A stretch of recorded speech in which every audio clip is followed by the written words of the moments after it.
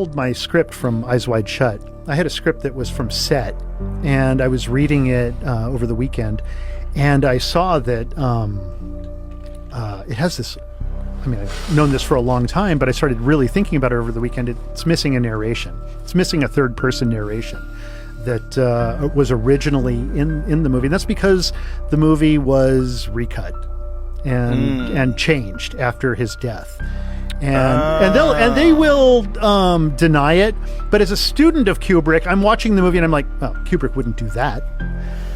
Kubrick wouldn't do that either. Kubrick would have trimmed this scene. I didn't know they recut it after his death. Okay, so apparently, I think they finished it.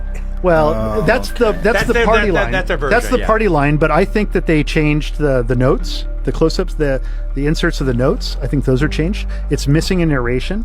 It's definitely missing a narration. A third-person narration, like that scene where he sees the prostitute who's died. He's at the morgue and he's looking at her, and he's like leaning over her. It's a bed for narration. There's this whole thing. What they do instead, because they couldn't say that Kubrick finished the movie because they hadn't done the recording of the narrator yet, and so maybe they just kind of kludged it together. Except there's an entire thread that's kind of been squashed in that film, and that's the two men that are throughout the movie that are constantly in the background of the film, who eventually in the final shots of the film you see, like Tom Cruise and Nicole Kidman in that final scene in the toy store when she's looking at the Rosemary's Baby bassinet, which is totally Kubrick saying something, and they never take their eyes off their daughter until the moment they take their eyes off and the final line of the movie is coming up.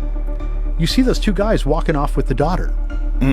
They're taking her away. They've given their daughter to the pedo cult.